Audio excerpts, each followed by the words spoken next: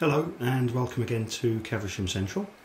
I wanted to just give you an update as to where I'm at with laying track and progress on the layout. First of all, I still haven't got round to laying the track over the sort of the lift out bridging area. So I know, as I say, a couple of people have asked for a video on this and how you do it, and I will get round to it, but I've been going for actually the easier stuff first of all. So let me just show you, I suppose first of all, what's been completed, and just walk around. The main area that has been done is the station, which, as you can see, all of the trackers has now been laid. So we have in total 6 lines coming through the station, and also a spur with a sort of siding here on this side, as you can just about see. So yeah, we've got 6 lines coming through. I've been testing the track as I go along with the model rail limited edition Metronet 66, which is a smashing model in its own right, but all seems to be working so far, which is good.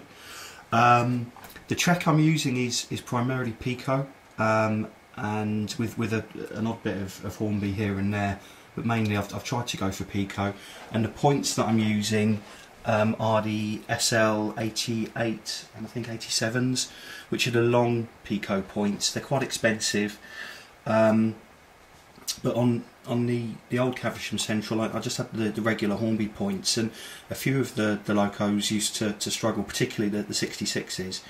They used to derail quite frequently, so I've gone for these longer and probably more realistic looking points. I say a bit more expensive, a bit more of a faff, but I think it'd be worthwhile. And I guess the main thing for me is just to, when it was all set up for the trains to run with as few issues as possible. So that's what I've been doing.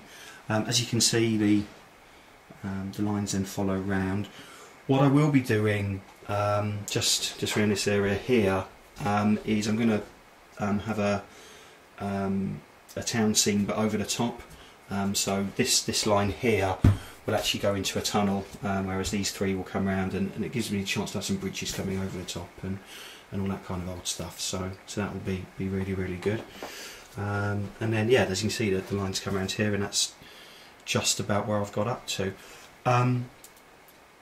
I mean, laying track's pretty straightforward, but there's a few things that I have been doing which I wanted to share with you, which if you haven't laid a layout yourself before, then maybe there's a few tips that you might be able to pick up from. The first is these 2 Pendolino coaches. These are the longest coaches that I have in my sort of fleet, and what these are great for is just on the curves. On Caversham Central, the first time I built it, there was a couple of occasions where the coaches would come around the corner and actually rub and bang into one another. So certainly on all the corners, I'm doing the Pendolino test and getting a couple of coaches going around, just making sure there's enough clearance between the between the 2 lines. So that's been good. What I've also been using is these, which is pre-wired dropper wires, which I bought from eBay. They're not cheap, but they save so much time. They're made by a company, I think it's AGL.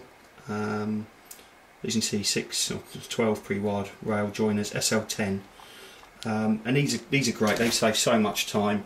They're wired onto the fish plate, and means no soldering. I just drill a hole and drop them down, ready to be connected to the power bus when I get there.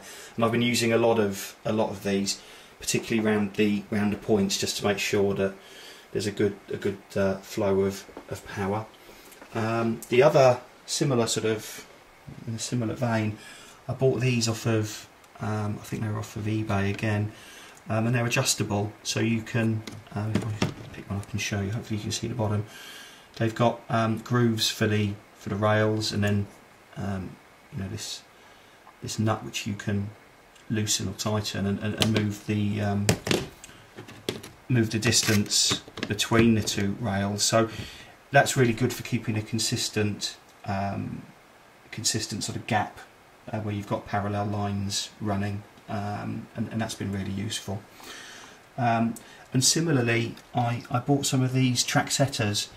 Some of the track I'm using is flexible track, and I wanted to just make sure that, you know, the track's as straight as possible. So this just fits in the, as you can see, fits into the gap between the rails, and just helps to ensure that everything is, you know, is straight and you know, running as smoothly as possible.